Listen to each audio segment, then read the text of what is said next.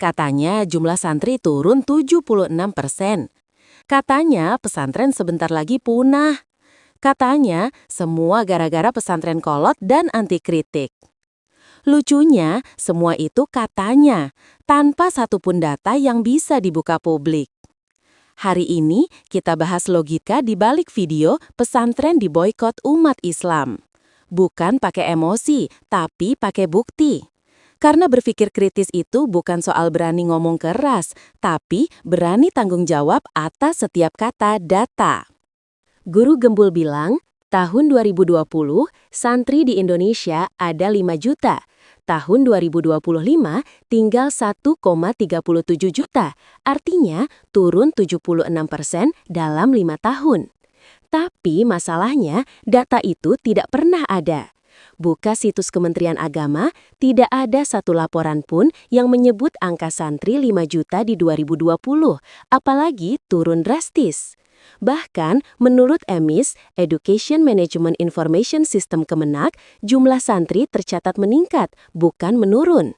Jadi, kalau datanya aja fiktif, seluruh argumen yang dibangun di atasnya otomatis roboh.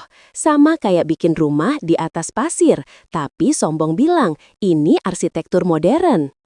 Di dunia akademik, kita sebut ini pseudo-intellectual behavior. Kelihatan pintar karena pakai istilah keren, tapi tanpa metodologi. Ngomong, menurut data Kemenak, padahal nggak pernah nyebut tahun, jenis data, sumber laporan, atau tautan resmi.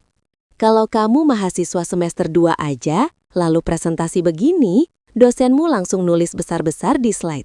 Mana sumbernya? Tapi di dunia YouTube, hal kayak gini justru viral, karena orang lebih suka gaya sok pintar daripada isi kepala yang benar-benar terlatih berpikir. Menyalahkan pesantren karena jumlah santri turun, itu kayak bilang, cuaca panas karena kamu nggak pakai jaket. Dunia nyata itu kompleks.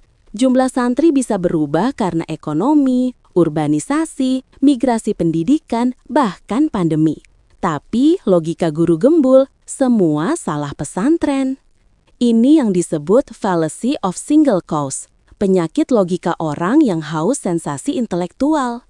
Padahal kalau mau jujur, banyak pesantren justru adaptif banget. Pesantren digital, pesantren teknopreneur, pesantren modern, bahkan beberapa punya kampus afiliasi luar negeri. Tapi di video itu, semua disapu rata, seolah pesantren sama dengan kolot dan bebal. Generalisasi murahan dibungkus kata fakta.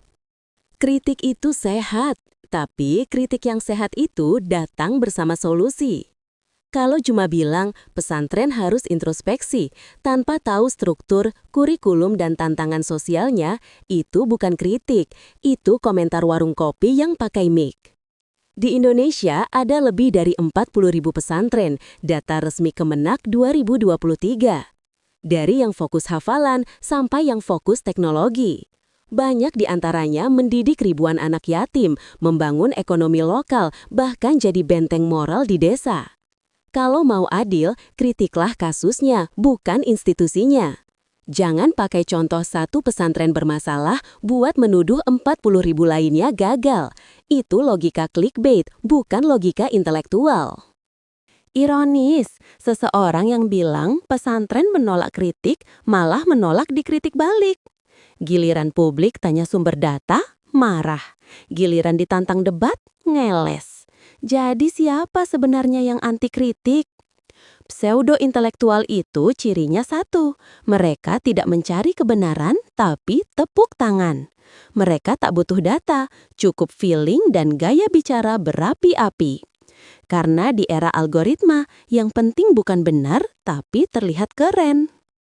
Pesantren mungkin punya banyak PR, iya benar.